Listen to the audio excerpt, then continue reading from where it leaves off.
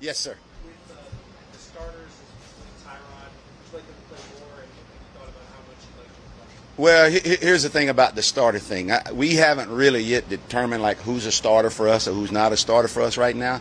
But I do know that last week those guys that played and didn't get played much will play a little more.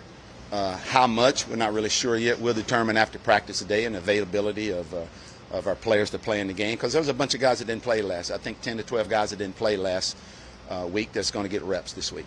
You expect to play Ingram? I think everybody that's available will play this week. What do you want to see from Davis Mills to go from game 1 to game 2? Consistency. So I'm telling you, the consistency. And that's a good question too today, because yesterday in practice, man, he's having a really good day in practice yesterday, and he had that one bad throw yesterday, an interception during one of their periods right here. But as I said before, you know, he's a heck of a guy from the standpoint of understanding and brushing those things off and coming back with the next play mentality. But we got to eliminate those kind of things, and I expected him to be more consistent and take better care of the ball. Do you find, like, in your career, looking at rookies, do you find it's hard for them to have the mentality of bouncing back and forgetting the last play? Now, I think it's individual difference with whoever the guy is, but what I do know is that as they get more reps, as they get more practice time, they get more playing time, those things come. They come with time. David, this is our oldest roster in the NFL. When you guys were bringing in so many new guys, why did you prioritize experience over maybe younger, improving guys who might have more upside, or at least a other upside? I think more than that, I think Nick prioritized more of the type of individual we wanted to come in from a character standpoint.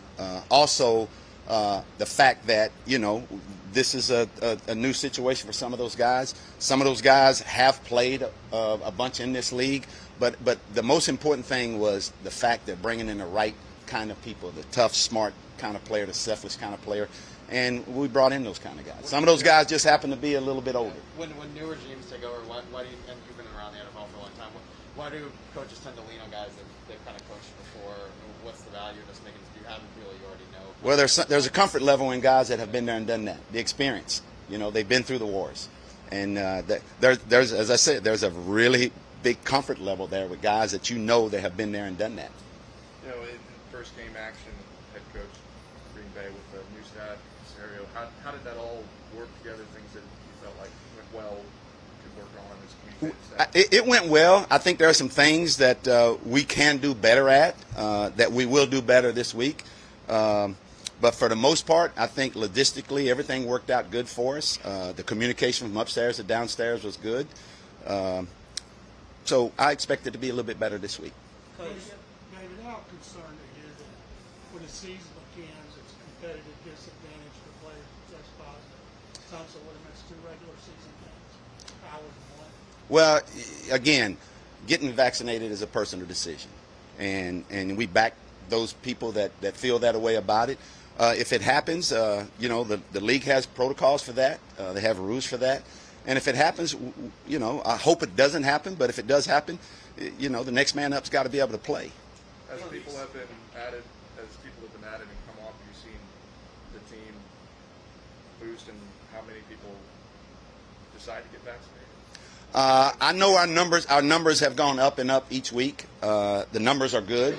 Again, I don't know the exact what those numbers are right now, but I know though it is increasing, and you know, we check it daily, and you know, guys are you know, still deciding between now and the season as to whether to or whether not to. But again, that's a personal decision, and we'll back whatever decision they make. Kind of late, because if they wait this long, it doesn't kick in immediately. Well, it doesn't, John. But what does end up happening though, at some point during the season, once they're vaccinated, and as you said, if those kind of things come up, then obviously there's different rules for guys that are vaccinated as opposed to the ones that aren't vaccinated. David, what kind of progress have you seen from Lane Taylor and Marcus Cannon? Are you still feeling like the timetable for the start of the season is reasonable? They've been working well. They've been doing well in there, and at this point we feel like they are where they should be, and we expect them when the time comes to, if they're available, to be available to help us. What about Charlie Hay?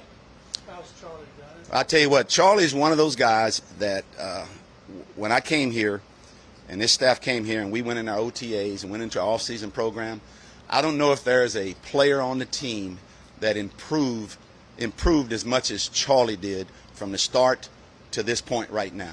And that's not surprising because he has a great work ethic.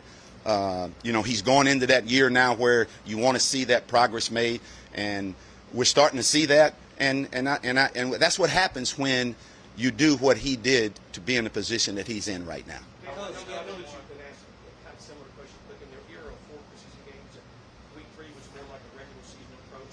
Now that you're going into the next to last preseason game, is it more of a regular season feel for you in terms of your approach? How do you do that? Well, going into this second ball game is kind of a regular season feel right now. Going into the second one, being my second one, I kind of feel like I'm kind of getting into the flow with that. And then as next week comes along, we'll kind of see how we're going to determine that. We haven't really determined yet how we're going to approach it as far as how we play people and what we do with it. But again, as I said the other day, having that bye week is tremendous for us in getting prepared for our first game against Jacksonville. Coach, given Tyrod Taylor's age, how much will you guys utilize his mobility as a quarterback, just getting up there in age? Well, that's been one of the pluses, and at this point, he is still physically just as good as he was back then. He has not been running quite as much as he has been before, but the fact that he has that mobility and the fact that he's able to do that helps us in those situations. And now that you're here, you've gotten up close look at Laramie Tunsil. What is it about him that makes him so good? Well, I tell you what, though, physically, he's a guy that's been gifted. He's a guy now that at this point in his career has started to develop that physical tools that he's had. And, he's one of the guys that across the league that people have a lot of respect for. And I'm glad he's here. And, unfortunately, he's going through the COVID thing right now. But we're looking forward to having him back with us. You're welcome. Thank you. You're welcome.